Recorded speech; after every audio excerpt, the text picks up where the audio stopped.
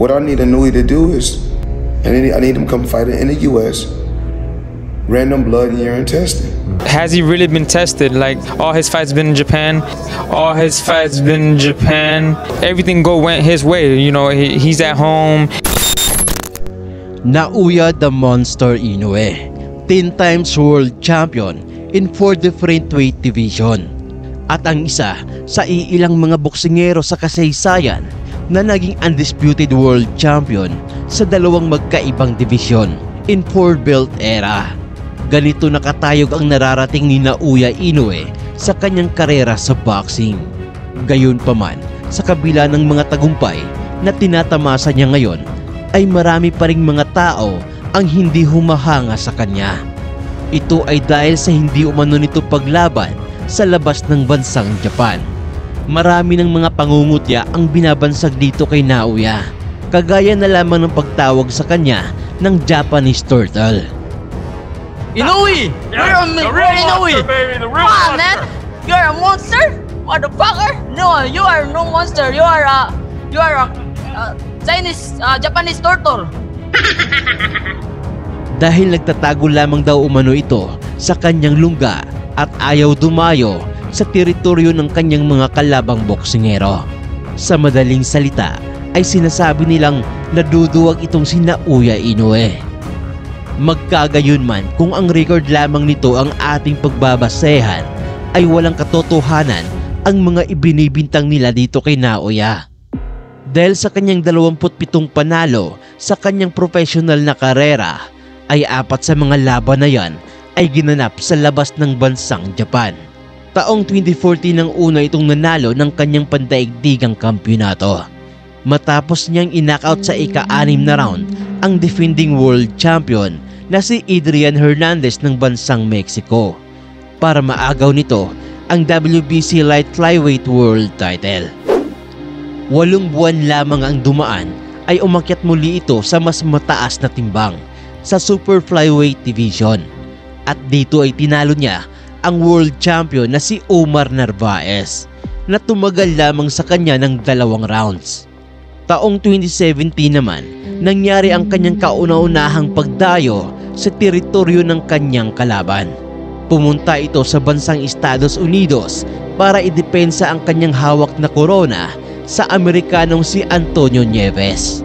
At kagaya sa sinasabi ng karamihan, ay binanggit din itong makakalaban niya ang mga salitang, ang lahat ng mga laban nitong si Naoya Inoue ay tanging naganap lamang doon sa bansang Japan. Puro hype lamang umano ito at hindi pa nasusubukan. You know, like I said, he's a great fighter, but has he really been tested? Like, all his fights been in Japan. You know, everything went his way. You know, he's at home, lower weight class, so we don't know. But Saturday we're gonna make him fight, and we're gonna see if he really is what the hype is all about. Pero pagdating sa gabi ng laban, ay dinumina ni Naoya ang kalaban niya. Bugbog sarado sa kanya ang Amerikano at pinasuko niya ito sa loob lamang ng 6 na round. Matapos ang laban niya sa bansang Amerika, ay nagpasya na itong si Naoya na muling umakyat sa mas mataas na timbang sa bantamweight division. At taong 2019 ay muli siyang nabigyan ng pagkakataon na lumaban sa isang world champion. At sa pangalawang pagkakataon ay muli itong lumaban sa labas ng bansang Japan. At sa pagkakataong ito ay sa bansang Inglaterra. Dito ay nakalaban niya ang IBF Bantamweight World Champion na si Emmanuel Rodriguez. At sa laban na to ay hindi na nag-aksaya pa ng panahon itong halimaw na Hapon, dahil maaga niya ding tinapos ang kalabang Puerto Rican sa loob lamang ng 2 round.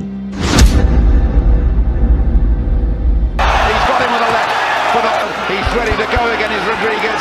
Here comes Inoue. Oh, he's got it to take much more than that. He's waiting. 2 minutes to go, Jam. This is unbelievable from Inoue. 3rd time he's gone down.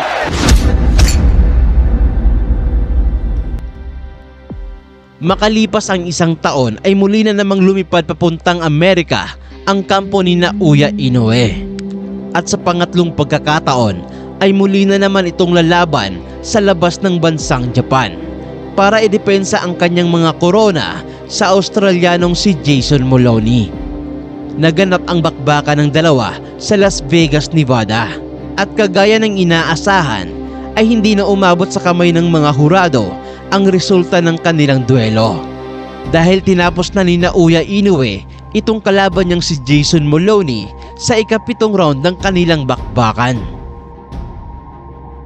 Oh, andito ka na pala sa huling bahagi ng ating video. Ano pang hinihintay mo?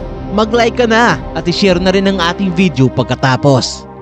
At sa sumunod niyang pakikipaglaban noong taong 2021 ay muli na naman itong bumalik sa bansang Amerika para muling idepensa ang kanyang hawak na korona kontra sa isa nating pambato na si Michael Dasmariñas.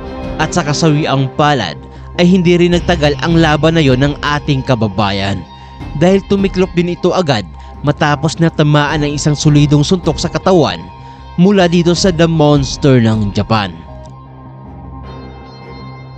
At yun na ang 4 na laban ni Naoya Inoue sa labas ng bansang Japan. Kaya yung madalas nating naririnig sa ibang mga boxing fans na takot itong si Naoya Inoue na lumaban sa labas ng bansang Japan ay wala po yung katotohanan.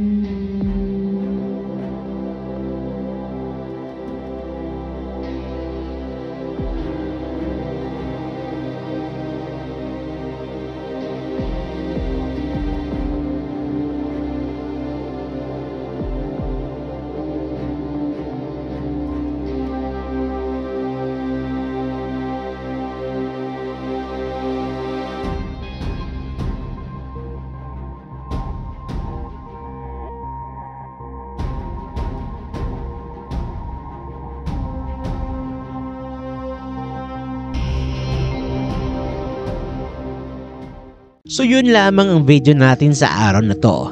Mag-iwan lamang na inyong komento at huwag mo sana kalimutang mag-like at mag-subscribe. At i-share na rin ang ating video. At muli, daghang salamat.